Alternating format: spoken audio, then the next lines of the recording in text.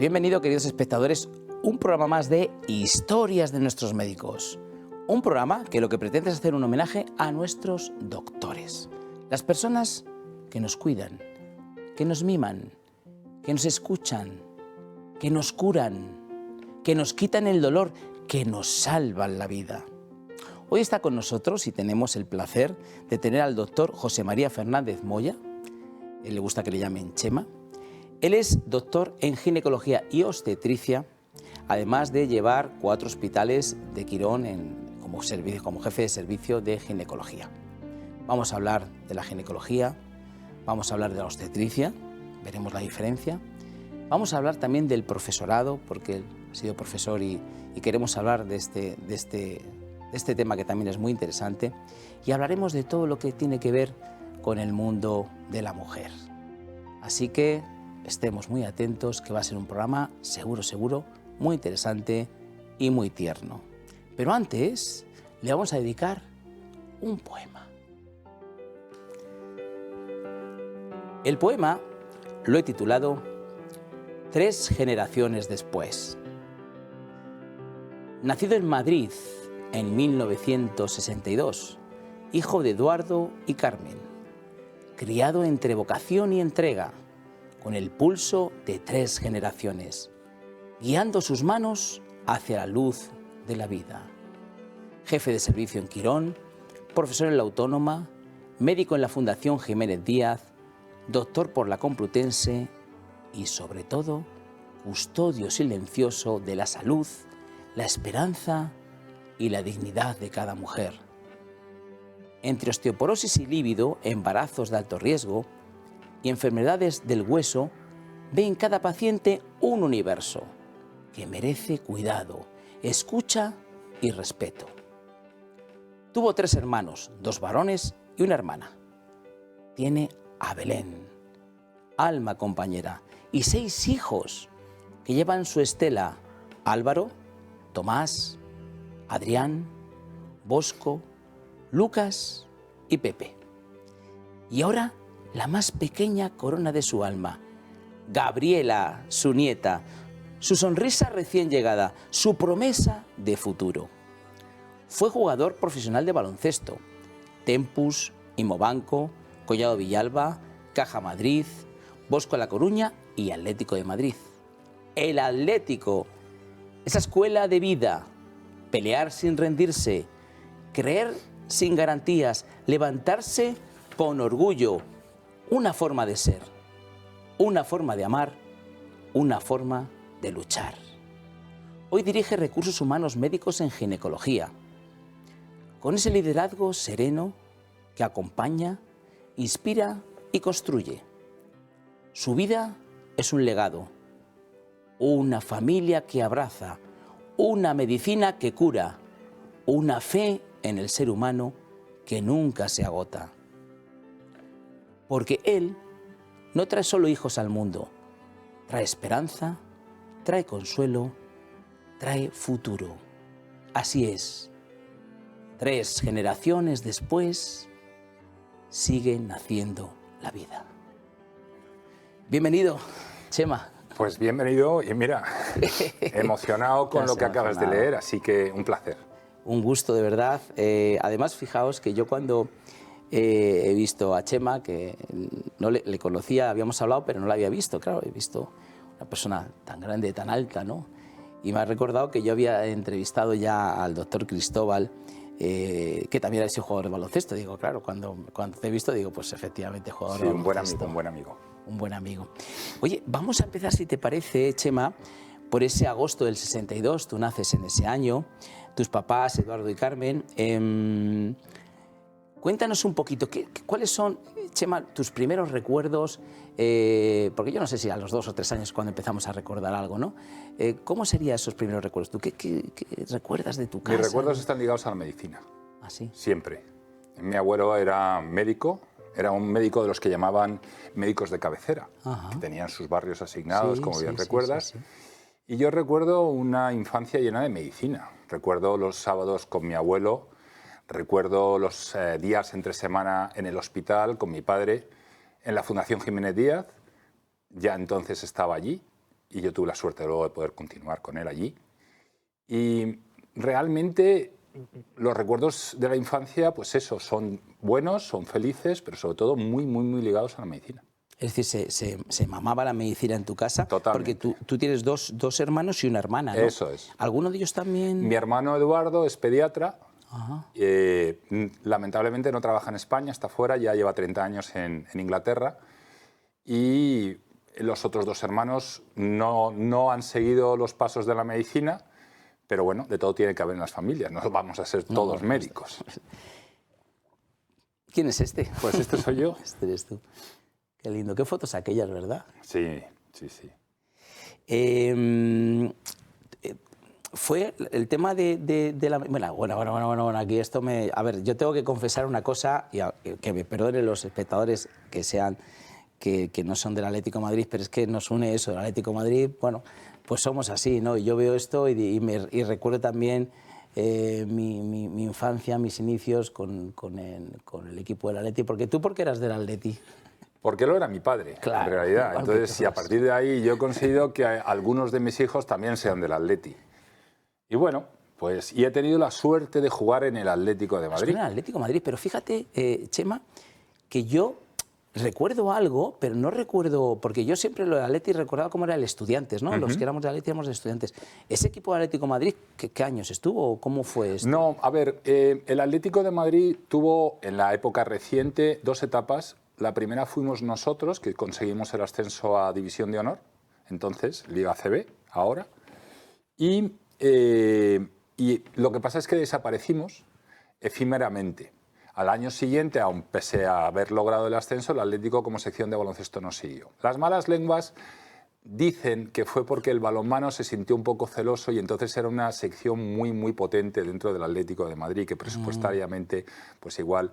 En fin, son esas cosas que en realidad lo bonito fue que ascendimos siendo Atleti y que al año siguiente fuimos Collado Villalba, porque nos compraron los derechos, que bueno, entonces no se compraban, se traspasaban y acabamos jugando a CB. Y luego tuvo otra etapa con Jesús Gil y Gil, que hizo un equipo muy potente en Collado Villalba, aprovechando los derechos del Villalba, pues se quedó allí, lamentablemente también efímera, y desde entonces pues no ha tenido predicamento en el baloncesto.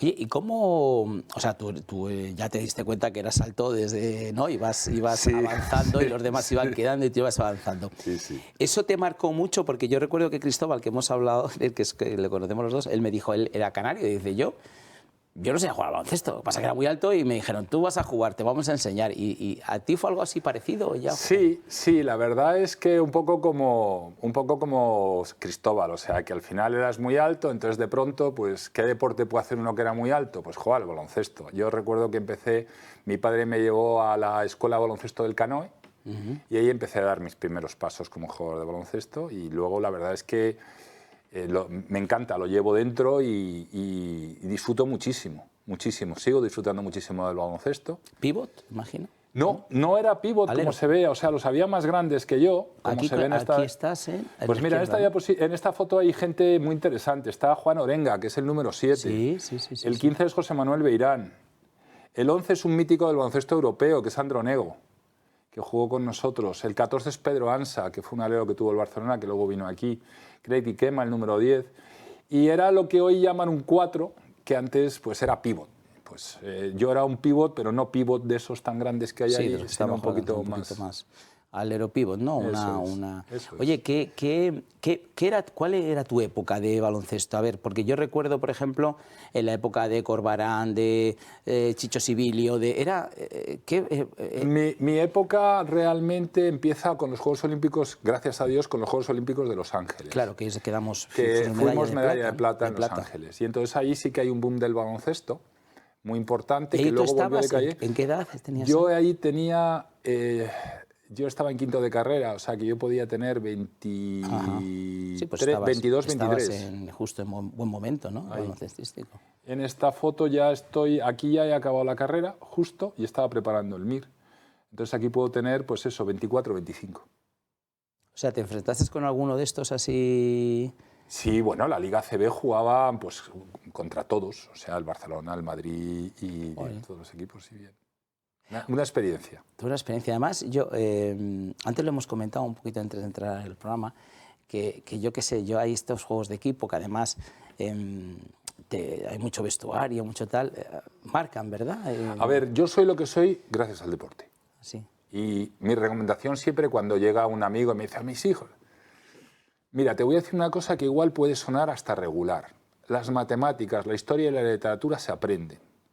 Las compañías, el ocio, fundamental en los tiempos que corren, te lo da el deporte, donde se aprende disciplina, voluntad y trabajo.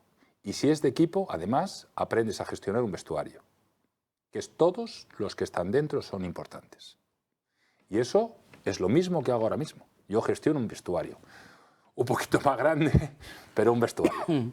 Y esa compaginar la medicina con el deporte, que es muy sacrificado, además estás en un nivel muy alto de deporte, no estábamos hablando de...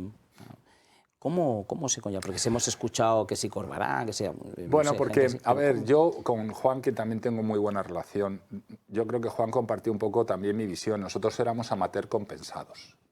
O sea, por hacer una cosa que nos gustaba mucho nos pagaban algo. Pero no éramos profesionales. De hecho, los propios clubes entendían que una persona como yo en un momento determinado no viajara con el equipo porque tenía un examen. Hoy en día eso es impensable. Ah, sí, hacías eso. Sí, en un momento determinado sí. Y se tenía cierto respeto por las clases. Por ejemplo, pues yo recuerdo muchos entrenamientos muy temprano para poder ir a clase después. Os recuerdo entrenamientos a mediodía, que se entrenaba bastante a mediodía porque por la mañana ibas a la facultad. Y entonces, bueno, sí que existía, por así decirlo, bueno, pues digamos un ten con ten. Y luego con el profesionalismo pues ya se ha hecho prácticamente imposible. De todas formas, tengo que decir que todavía se puede seguir compaginando. No es una excusa, se puede estudiar, pero las carreras de 5 años uno no tiene por qué acabarlas en 5. Ya.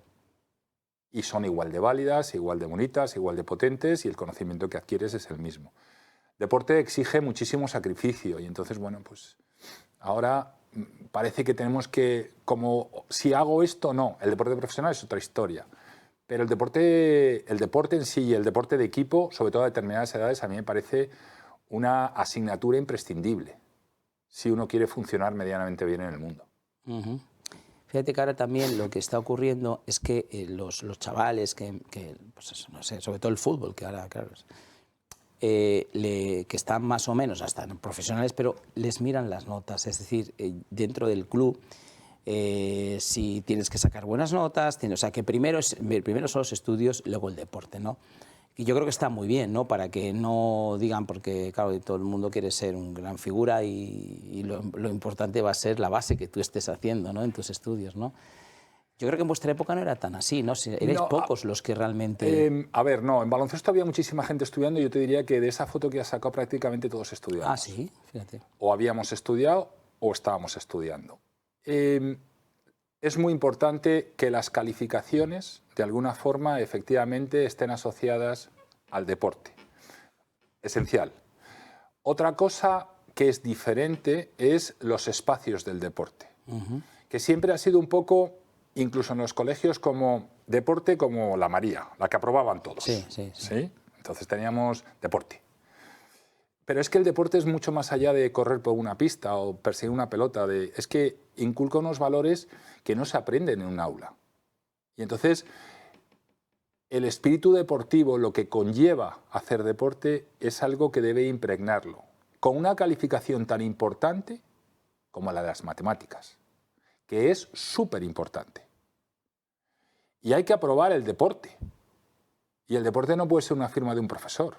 El deporte quiere decir que lo estás practicando, porque si no lo cultivas cuando eres niño, lo que estamos viendo ahora, esta fiebre del deporte en personas que no han hecho deporte en la vida, simplemente porque han cogido una especie de concepto de salud que en un momento determinado a los pobres a lo que les lleva es a una lesión detrás de otra, porque no están acondicionados y no tienen conocimiento, realmente no es bueno. Entonces, el ligar las notas académicamente al deporte es fundamental. Y luego también entender que un deportista puede ser mejor o peor estudiante, igual que un estudiante sin ser deportista también puede ser bueno o malo. Y yo no le veo a nadie castigando a la Play, pero sí dejándole sin un partido de baloncesto. Y a mí me choca. Mucho. Oye, ¿tu padre qué tal con lo de que hicieras deporte y a medicina? ¿O lo llevaba bien? ¿O? Mi padre fue el que nos inculcó el deporte. ¿Ah, sí? Sí, sí. O sea, ya desde muy pequeñitos, de entrada, yo juego al baloncesto, pero yo el deporte que he hecho bien toda mi vida ha sido esquiar, porque nos llevó a esquiar muy pequeños. Teníamos una casa en Cercedilla y yo recuerdo, con 8, con 9 años ya estábamos esquiando. Aquí te tenemos. Sí, ahí no tenemos 8 o 9 No, años. hay un poquito más. Pero sí, y entonces seguimos esquiando, de hecho, porque ya nos lo inculcó y nos lo ha inculcado siempre. Y luego, bueno, pues el baloncesto, pues nos hemos ido desarrollando. Chema, ¿llegaste a conocer a tu abuelo? Sí, mucho. Cuéntanos algo del que a mí mi esos abuelo médicos es- de antes Mi abuelo es encanta. mi figura triangular en la vida. Una persona... Es que eran diferentes. Ya. Don Eduardo era diferente. ¿Era médico de pueblo? No, era médico de familia, médico de familia. barrio. Médico, él tenía su casa en la calle José Abascal Ah, y la mitad de la casa estaba dedicada a ver pacientes. Entonces las distintas habitaciones las tenía acondicionadas con su despacho, la sala de la pacientes. sala de exploración, su otra despacho, 2 salas de espera. Y don Eduardo, pues, no fue nunca un hombre, digamos, de un salario alto, todo lo contrario. Pero en cambio, en Navidades en casa de mi abuelo había que poner un conserje porque los regalos de Navidad, pero te hablo de una cabra, recuerdo, o un cordero vivo, que aparecía un señor por ahí y se lo regalaba. Una persona muy peculiar. Y luego, una forma de tratar especial, muy especial. ¿Qué agradecimiento había entonces de los Tremendo, pacientes tremendo, a los médicos? ¿No? tremendo, ¿Cómo ha cambiado esto? tremendo, Pero qué agradecimiento, tremendo. qué manera, porque bueno, al final la gente quería agradecer así, porque no estaba bien visto entonces el dinero, ¿verdad? Lo que era más era, pues te regalo esto, te regalo, o sea, era Lo que como una podían, manera, porque claro. en ese sentido, por eso mi abuelo fue una persona muy especial. Y entonces tenía un sentido muy peculiar de la vida. Y eso se lo dio la medicina, lo entendió y lo supo transmitir. ¿Y tu abuelo entró a la medicina de familia, porque entonces no había especialidades, se tiraba más a la ginecología? No, o la historia de la No. ginecología en mi familia es muy curiosa. Nosotros estamos muy ligados a la familia Recasens, y aunque no tenga nada que ver, porque la familia Recasens ha sido una familia ginecológicamente, digamos, muy potente, Sí. con muchísima tradición, ya no en Madrid, sino en Sevilla, pero don Sebastián Recasens, que fue el primero, su ayudante de la llamada cátedra era mi abuelo. Y don Sebastián Recasens, si algún día se le hace justicia, es el inventor, entre comillas, de la especialidad de ginecología y obstetricia en España. De ahí nos viene a todos, posteriormente, lo que ocurrió. Y me imagino que no dudas estudiar ginecología, ¿o tienes No, dudas? no había mucha duda. No, ¿Empiezas más que medicina? ginecología, medicina. Medicina sí, pero una vez que ya tienes medicina, dices, Claro, yo, pero es que no abres ahí el campo y dices, a lo mejor no, ginecología. A lo mejor. sí, cuando estás en la carrera empecé a pensar cosas así, en plan neurocirugía, con todos mis respetos, que seguro que es una especialidad maravillosa, pero es que yo me crié en un paritorio. Entonces, es que es muy complicado salir del paritorio. Es muy complicado entender el argot, simplemente, desde niños, estarlo escuchando. Y entonces en ese momento lo de dar a luz, los grados de dilatación, todas esas cosas que vas escuchando desde pequeño, pues te calan. Luego, pues igual es casualidad o no, pero las mejores notas en mi carrera de medicina han sido en ginecología y obstetricia, que alguno podrá decir, bueno, claro, es que estaba enchufado por su padre. Pues, mi padre no fue alumno mío, no fue profesor mío. Pero bueno, el caso es que lo llevaba en el tuétano. O sea, que no me lo he podido quitar ni con ducha. Y una pregunta, no va a ser que al final no te la haga y te la voy a cerrar, porque me ha coincidido algún ginecólogo que ya... Decir que dentro de su parte de obstetricia llega un momento que ya la quieres dejar, ¿no? Que hacer partos como que... Porque dices, es muy bonito, dices, es muy bonito, pero también es muy duro, ¿no? O sea, ¿te pasa a ti eso o lo sigues viendo como algo que forma parte de...? A ver, yo... No sé si lo entiendes. Divinamente. Yo soy partero. A mí me gusta. Tú sí, ¿no? A mí me gustó la obstetricia desde el principio, mi tesis doctoral es de diagnóstico prenatal y tengo habilidades, y he tenido muchas, gracias a Dios, para la cirugía y para otros campos de la especialidad. Pero a día de hoy a mí me encanta hacer partos, me gusta muchísimo. Sigo disfrutando del ambiente del paritorio, entiendo la exigencia actual de niños perfectos, partos perfectos, situaciones perfectas que te someten a un riesgo superior. Los partos tienen una edad. Yo ya estoy llegando al momento. Entiendo que es mejor que te vayas tú a que te eche la profesión, y lo tengo clarísimo, lo tengo grabado a fuego en la cabeza, y no voy a estar ni un segundo antes que no tenga que estar. Con lo cual no me queda mucho. Pero soy partero, me encanta, me entusiasma. Disfrutas muchísimo. Cuando sale el bebé, ¿no? Yo creo que debe ser... Cada parto es diferente, claro. Cada experiencia es diferente, en todos aprendes, en todos hay un momento en el cual la decisión es complicada, todos los partos se pueden complicar en décimas de segundo, y creo que es donde deberíamos de formar mejor a nuestros especialistas en obstetricia. Y curiosamente, cuando te vas a los planes de formación, la rotación por el paritorio es cuando eres R1. No tiene mucho sentido. O sea, lo ponen al principio. Pero bueno, me entusiasma la obstetricia, me gusta muchísimo. Qué bien. Bueno, pues vamos a hacer una paradita. Está súper interesante, ya se lo dije. Pero antes me van a permitir que yo me ponga este dedal, que ya todos lo conocen, el glucómetro sin pinchazos, el que no hay que sacarse sangre, el que es muy cómodo de realizar.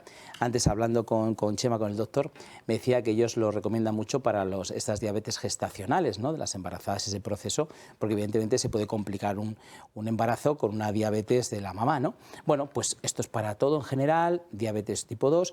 Muchas personas que os debéis de controlar, yo creo que todo el mundo, a partir de 50 así, porque hay veces que no lo sabes, hay 1.700.000 personas que son diabéticas y no lo saben, y nos damos cuenta a lo mejor en una retinopatía, en un fallo renal, así que controlémoslo, es muy sencillo, colocársele, dale un botoncito y en la aplicación tienes el azúcar que tienes, porque una glucosa bien controlada no da problemas, el problema es cuando ya se sale del rango, pasa el tiempo, se va calcificando las arterias, se van endureciendo y las complicaciones empiezan. Así que ahí tienen un teléfono, ese 900-730101, llamen y tengan en su casa el glucómetro sin pinchazos de Protege tu Vida. Y ahora sí, nos vamos a publicidad. Bueno, pues aquí seguimos con el doctor José María Fernández Moya, que le llamamos Chema, porque así le gusta que le llamemos, que como hemos dicho es doctor en ginecología y obstetricia. Bueno, pues vamos a meternos en la harina, como suele decir Chema. Vamos a ir a la profesión. Yo tengo muchas preguntas, así que te voy a, si te parece, te voy a ir haciendo preguntas, ¿vale? Porque yo creo que van a ser las que... yo creo que vamos a tratar el tema de la salud de la mujer, el tema del libido, que creo que es un tema interesante. Osteoporosis también me gustaría y el embarazo de alto riesgo. Así que ya ves que lo tengo un poco para... Bueno, sí, hemos hecho un buen cóctel, a ver. Para ver si somos capaces de tal. Bueno, cuando hablamos de la salud de la mujer en general, en la parte, digamos, ginecológica, dime así consejos prácticos, cómo lo ves tú actualmente, en qué se puede mejorar, qué retos hay ahora, o sea, cuéntanos así un poco lo que tú veas que sea más interesante. Lo primero es entender a la mujer. La mujer es un ser excepcional y biológicamente ya yo creo que no hay nada que lo supere. Entonces es complicado, nos ha costado mucho entender que cuidar de ella no es un dogma, no es un café para todos, sino que tenemos que ir amoldándonos a sus etapas de vida y cómo ellas viven sus etapas de vida. En ese sentido, el término ginecología y obstetricia hay muchas veces que me lo he planteado y he dicho, ¿y por qué no hablamos de salud de la mujer? Que me parecería mucho más oportuno, porque en realidad nosotros somos los garantes de la salud de la mujer.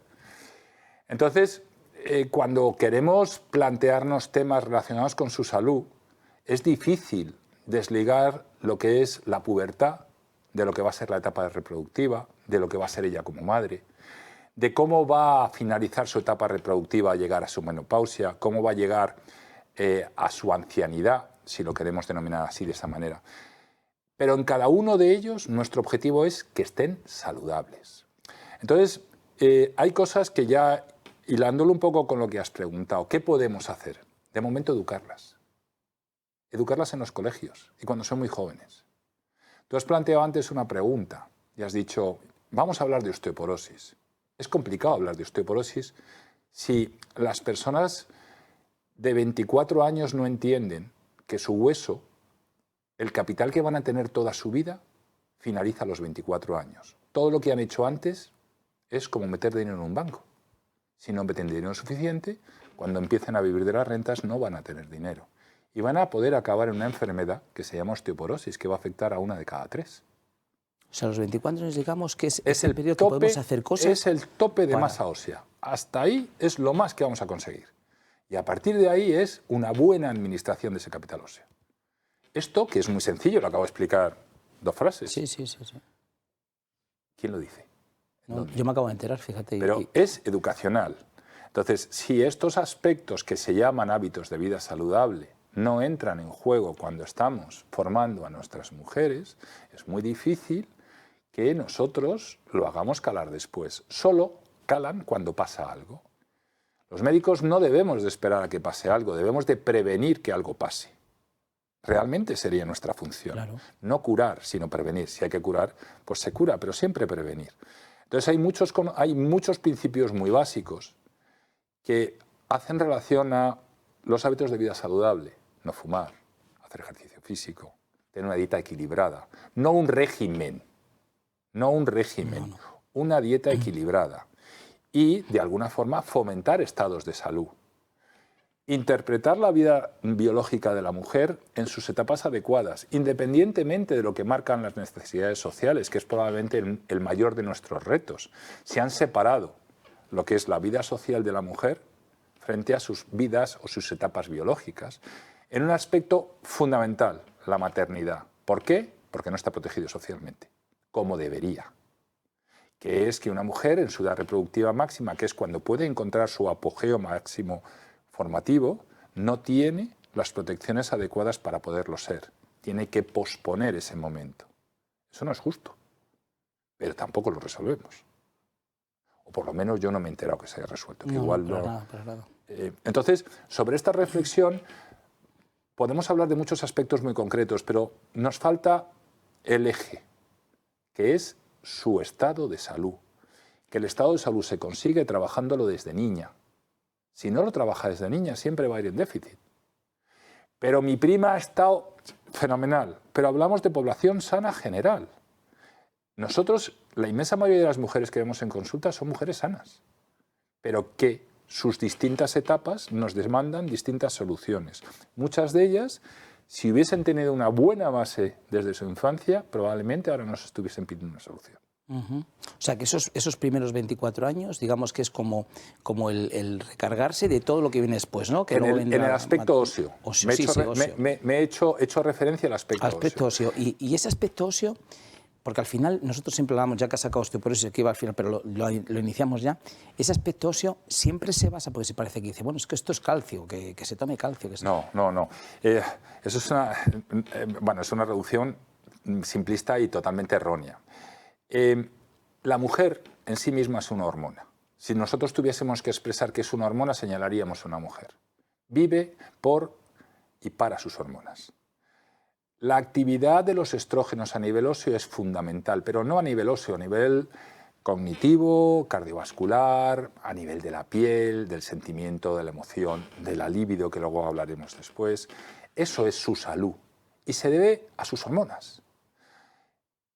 Cuando las hormonas cesan su actividad, uno de los sitios donde más repercute esa falta de actividad es en el hueso. El hueso es un tejido vivo, no es algo que está parado, está todo el rato formando y todo el rato reabsorbiéndose. Destruye hueso, forma hueso, destruye hueso. Cuando desaparece el estrógeno, esto se desequilibra y destruyes más que del que formas. ¿Y eso desaparece en torno a los 51 años en la población española? Pero para llegar o que eso no te afecte o te afecte más despacio, has tenido que trabajar antes. Si no trabajas antes, ese momento va a ser un bajón importante. Entonces, nosotros no podemos desligar eso. Que no tiene que ver con tener muchos hijos que se han comido el calcio en los huesos. No, el calcio no se lo comen los niños. Pero efectivamente lo que sí que tenemos que trabajar dentro de eso que hemos dicho son hábitos, y uno de ellos son las suplementaciones alimentarias en un momento determinado, como puede ser ya no el calcio, sino la vitamina D, que en nuestro país, todo el mundo, sabemos que estamos por debajo de los umbrales considerados saludables y que necesitamos una suplementación. Mucho más allá, nuestro nivel de vitamina D en España es mucho más bajo que los países del norte de Europa. Entonces, ¿pero cómo es posible? Si aquí hace un sol, no. ¿Tú vas desnudo por la calle? No, vas vestido y ahora hasta aquí. Claro. ¿Dónde te da el sol? Necesitamos un suplemento de vitamina D. en concreto para el hueso, pero podríamos hablar de otras muchas estructuras del cuerpo que también lo necesitan, incluido, por ejemplo, un embarazo. Por eso, el concepto tiene que ser global. Nos hemos parado a hablar un poco del hueso, pero es que la mujer no se la puede entender parcelada, se la tiene que entender como un todo, y que todo funciona en una sincronía perfecta. Pero efectivamente, cuando esa sincronía se rompe, los efectos de esa ruptura pueden ser, para muchas personas, dramáticas. Y eso es lo que nosotros tenemos que evitar. Chema, y ya que has sacado el tema este, porque hay muchas dudas seguramente, dar o no dar estrógenos cuando la mujer está en ese periodo premenopáusico o menopáusico, es conveniente, ¿no? Dicen que genera cáncer. Yo el día 13 de noviembre de este... ¿13 de noviembre o el 10? Da igual. Invito a todo el mundo. Hecho histórico. La FDA, por primera vez, 23 años después de decir que las hormonas producen cáncer, lo retira públicamente, saca la terapia hormonal sustitutiva de lo que llaman ellos las cajas blancas y recomienda a las mujeres menopáusicas que tengan indicación a utilizar hormonas como medicamento seguro. Me viene muy bien la pregunta. Yo recuerdo año 2002, el trabajo White, el ensayo clínico, que fue el que provocó toda una oleada de las hormonas del cáncer. Yo recuerdo El País y recuerdo Tiempo, en portada. De lo que ha dicho la FDA hace 15 días, que es histórico, ¿se ha recogido en algún periódico? ¿Ha tranquilizado a nuestras mujeres? Yo les invito a todos a que lo vean ahora mismo, lo tienen en una red social, perdóname, pero en Instagram. La declaración formal de la FDA. La FDA es el máximo responsable de fármacos en los Estados Unidos. La EMA, que es la europea, viene la semana que viene con el mismo, con la misma declaración.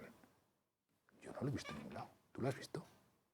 Y aquello generó portadas. Y es que encima se sigue pensando. A día de hoy, muchísimos, ya no voy a decir pacientes mal informadas, sino muchos médicos siguen diciendo que la terapia hormonal sustitutiva produce cáncer. Y no es verdad.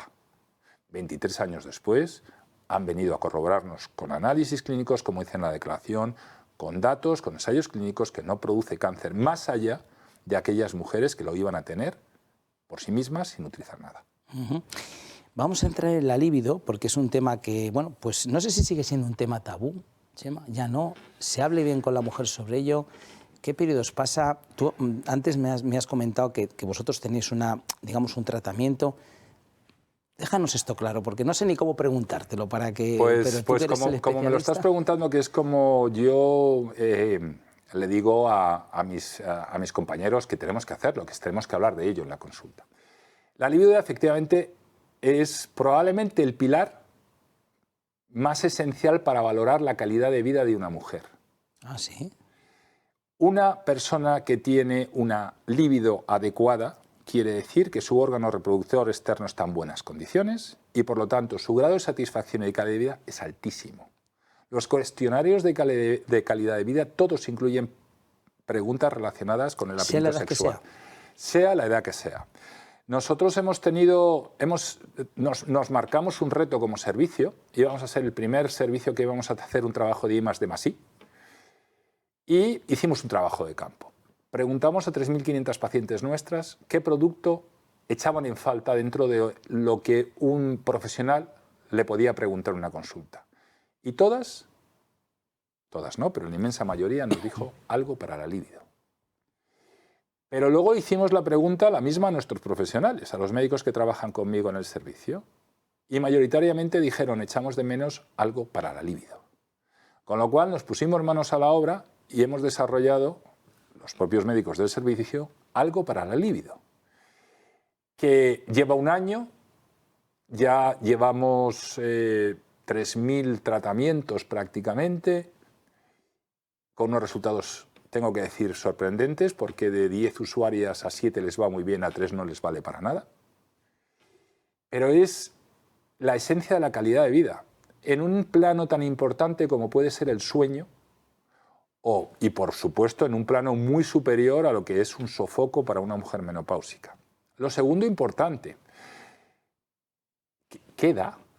Porque parece que esto de la libido es algo que nosotros todos tenemos, que llegamos a la menopausia y que las mujeres pierden. No es verdad. Cuando hicimos la encuesta, nuestro nicho de edad estaba entre los 35 y los 45. Mujeres en plenitud. Sí, sí. Pero ¿por qué no tienen apetito sexual? Si su aparato reproductor está en buenas condiciones, ¿dónde está el fallo?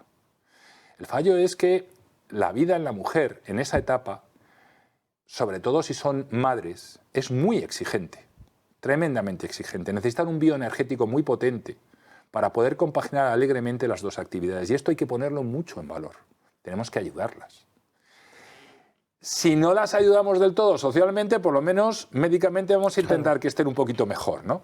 Y bueno, a mí me parece que hablar de libido ahora mismo es algo que hay que hablar.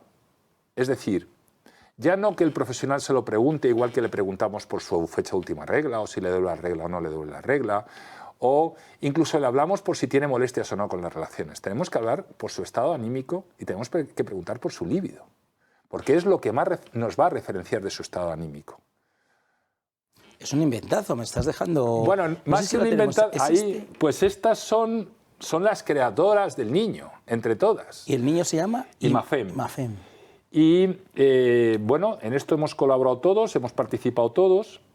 La idea parte de sobre todo de la persona que está ahí rubita con el traje azul, que es Katia Pavón, que es nuestra directora de I+D, y que es la que se echó a la espalda el proyecto, y luego, bueno, pues todos hemos tenido la inmensísima suerte de poder participar de él. Al final, si te he entendido bien, Chema, para que lo entendan, es como una especie de bioenergético, ¿no? Es un bioenergético, para pero que todo ese potenciado, o que las sustancias que lleva potencian fundamentalmente el aspecto de la libido. Pero lo primero que va a hacer es subir el nivel de energía, que es lo más importante. Lo segundo que hay que decir del producto es que es estrictamente natural. No lleva ningún componente que sea químico. Son todo plantas. La mezcla de plantas, las proporciones, es lo que nos ha correspondido a nosotros encontrar la fórmula que hemos encontrado eficaz. Y el resultado luego, lo que veis, es que es muy cómodo, porque es un stick, que ahora está muy de moda, ¿sabes? Que abres el stick y te lo bebes. Y no te lo tienes, si quieres, lo puedes disolver en agua o en zumo de naranja, porque sabe a medicamento. Hay una cosa que es muy potente, que se llama jengibre, que seguro que lo conocemos bien, que es muy bueno, pero sabe fuerte. Claro. Oye, qué bueno, qué bueno. Oye, nos has dado una alegría, ¿verdad? Nos ha dado una alegría tremenda. Y finalmente, esto es para mujeres y para hombres. Ah, también. No para mujeres solas. Para mujeres y para hombres, porque tenemos que cuidar de la pareja. Claro. Cuando estamos hablando de un bioenergético. Oye, o sea, se entiende muy bien, porque si a mí lo que me está consumiendo en el día a día es ese estrés, esos días, los niños, tal, luego al final, claro, no tengo ganas para nada, ¿no? De esta manera lo que estoy es compensando todo eso con un buen bioenergético para que esté regulado en todos mis periodos de... Esa es un poco la idea. ¿no? Es un poco la idea. Qué buena idea, qué buena idea. Oye, enhorabuena, Chema, de verdad. Vamos a ver hasta dónde somos capaces de desarrollarlo. Ahora estamos tratando de introducir nuevos sabores. Vamos, de hecho ya sacamos un nuevo sabor para que le sea más tolerable a las pacientes, y estamos buscando nuevas fórmulas de aplicación, sobre todo a ese sector que la gente... Es que tú eres muy joven, ¿ya? ¿Y qué pasa? Si soy muy joven, que entonces no me puedes ayudar en nada. Porque como soy muy joven, ya estoy yo aquí, que soy como el Capitán América, el escudo y venga, a que... Y se cansan. Claro, claro. Ese, lo que decía Ortega, yo soy yo en mis circunstancias. No es joven, pero a lo mejor tiene unas circunstancias que... Que es la de la inmensa mayoría de ellas. Claro. Oye, por dudas, ¿esto lo tiene que recetar un médico? No, a ver, esto nosotros se lo asesoramos, pero esto es venta online. Ah. Y lo único que tienen que meterse es en la página web, que es gimeyaca.com. Gimeyaca. Gimeyaca, perdóname. No, imafem.com. Ah, Imafem. Imafem.com. Vale, Imafem. Gimeyaca es otro nombre más complejo. Nos han dado por nombres complejos, pero bueno. Imafem viene porque el hongo principal es un hongo que solo se cultiva en el Tíbet. De ahí lo de Ima, de Himalaya, y Fem de femenino. Anda. Pues mira, Himalaya femenino, ya sí que nos vamos a acordar. No quiero pasar un último tema, antes de entrar en una cosa también súper interesante, es embarazo de altos riesgos. Esto, hay avances, claro, tú estás ahí metido en todo el tema, ¿a qué se llama un embarazo de altos riesgos? Es decir, ¿cuándo consideras? ¿Es por la edad? A ver, Un embarazo de alto riesgo es aquel embarazo que tiene más posibilidades o que estadísticamente tiene una probabilidad de que ocurra un suceso no deseable a lo largo de la gestación, en términos muy académicos. Entonces, ahí metemos muchas situaciones, unas relacionadas con la edad, otras relacionadas con patologías prevalentes del embarazo, la que más nos preocupa a todos, la hipertensión durante el embarazo, otras que guardan relación con el azúcar y otras que vamos entendiendo, sobre todo en los últimos tiempos, que es las infecciones que se tienen durante el embarazo que pueden afectar al feto. Con todo eso, lo que intentamos es identificar aquellas pacientes que en un sentido o en otro pueden tener más alteraciones. A partir de ahí, los embarazos hay que controlarlos todos igual. Es decir, hay una serie de pruebas que no podemos quitárselas a ninguna para tener al menos un control adecuado del mismo. Importantísimas, las ecografías. Estructuralmente, porque al principio nos ayudan y nos permiten identificar posibles sujetos que padezcan una enfermedad cromosómica.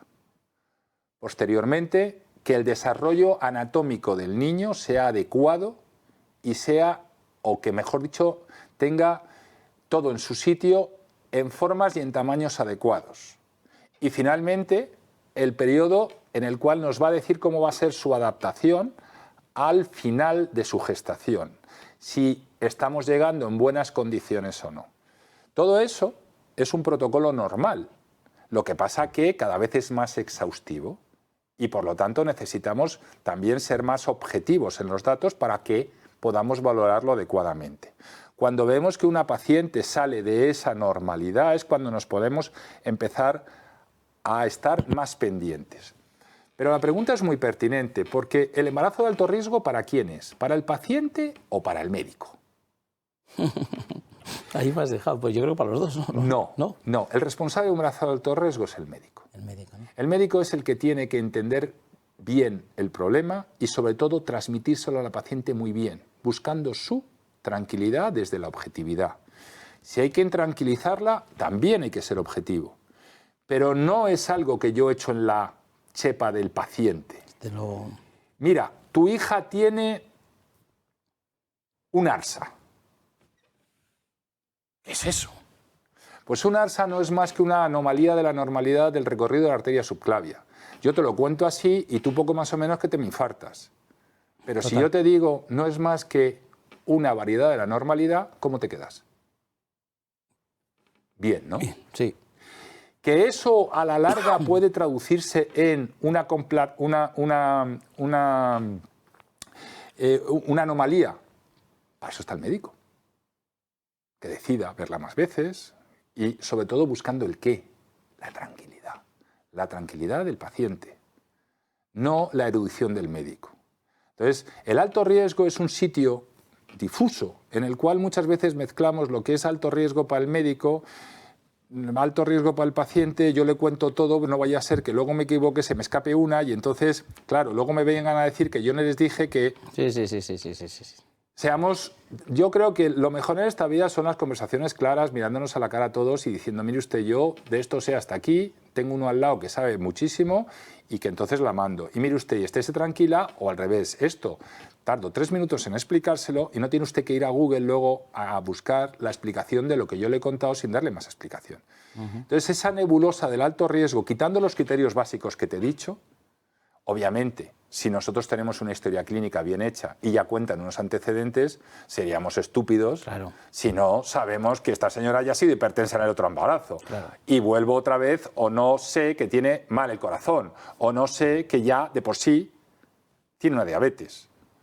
O no sé incluso que acaba los embarazos en torno a la 34 semana, porque entonces ¿para qué vale la historia clínica? Pero eso yo no se lo puedo trasladar al paciente, esa es mi obligación como médico, conocer eso.